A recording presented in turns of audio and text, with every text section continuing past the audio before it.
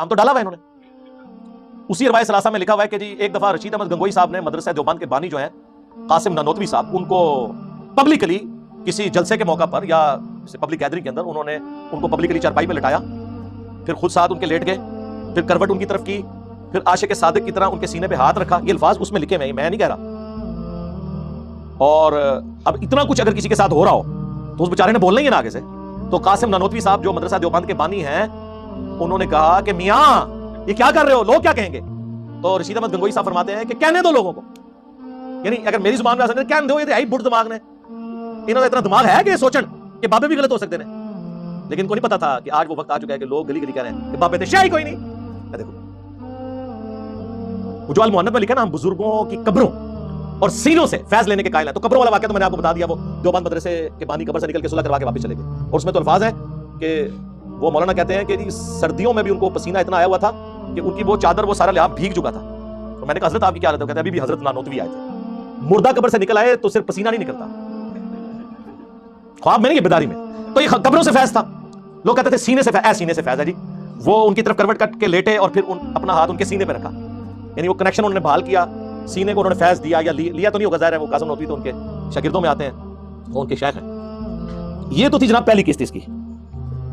دیکھو بس دیکھو دوسری قسط بھی بیان کر دیں. یہ کیا رہنا یار، وہ پھر کہیں گے یہ بالکل اس طرح کر رہا ہے اور وہ کر رہا ہے، کتابوں سے کر رہے ہیں. چلے جی بلال بھائی کہہ رہے ہیں کتابوں سے ہی کر رہے ہیں نا، تو چلیں ہم کنٹرول الفاظ میں، وہ اتنے فلمی الفاظ تو میں استعمال نہیں کر سکتا. تذکرۃ الرشید ایک کتاب ہے جس میں رشید احمد گنگوئی صاحب کا تذکرہ ہے، یعنی ان کے حالات زندگی ہیں اور ان کے اپنے چاہنے والوں نے بیان کیے ہیں. اس میں اس کی اگلی اور سمجھ لیں آخری قسط ہے، یا آج جو ہم بیان کر رہے ہیں یہ آخری قسط ہوگی ان کے لیے. اس میں اس خواب کا ذکر موجود ہے.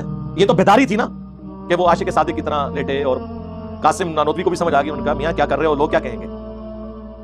اس کی اگلی قسط یہ ہے کہ تذکرۃ الرشید میں لکھا ہے کہ رشید احمد گنگوئی صاحب کہتے ہیں کہ میں نے ایک رات خواب میں دیکھا کہ مولانا قاسم، جن کو انہوں نے پہلے لٹایا تھا اور سینے میں فیض ٹرانسفر کیا تھا، وہ دلہن کی شکل میں میرے عقد میں آئی ہیں. جی جی جی جی وہ دلہن کی شکل میں، یعنی انہوں نے کہا کہ میری دلہن اس شکل میں آئی، انہوں نے کہا وہ دلہن کی شکل میں میرے خواب میں آئی، عقد میں آئی، خواب میں ہی انہوں نے دیکھا.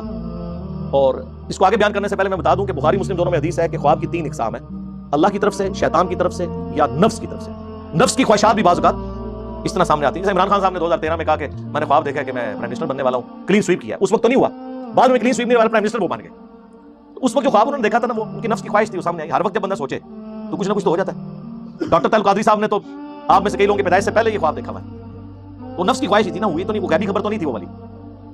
تو کہتے ہیں میں نے خواب میں دیکھا کہ وہ جو ہے وہ دلہن کی شکل میں میرے پاس آئی ہیں، اور پھر وہ ان کا نکاح ہوا، اس کے بعد پھر روحانی اولاد بھی ہوئی.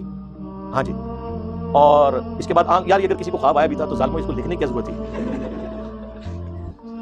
اور اس میں وہ لکھتے ہیں، اور پھر آگے اب لکھنے والے کو بھی شرم نہیں آ رہی. اب اس کی وہ تعویل کر رہا ہے، وہ کہہ رہا ہے جی یہ خواب کی تعبیر اصل میں یہ تھی کہ مولانا قاسم نانوتوی صاحب نے رشید احمد گنگوئی صاحب کے شاگردوں کی، اسٹوڈنٹس کی تربیت کرنی تھی بعد میں. تو اس سے انہوں نے یہ سمجھا بھائی تربیت کرنے کے لیے بیوی بن کے ان کے عقد میں آنا اور پھر اس سے اولاد پیدا ہونا، یہ پورا کام ہونا ضروری تھا. اگر یہ سمجھتے ہیں نا کہ اس خواب میں کوئی مسئلہ نہیں ہے تو سر بیان کرو. پوری دنیا کی دیوبند کی مساجد میں اگلی دفعہ یہ خواب بیان کیا جائے بزرگوں کی کرامات کے طور پر.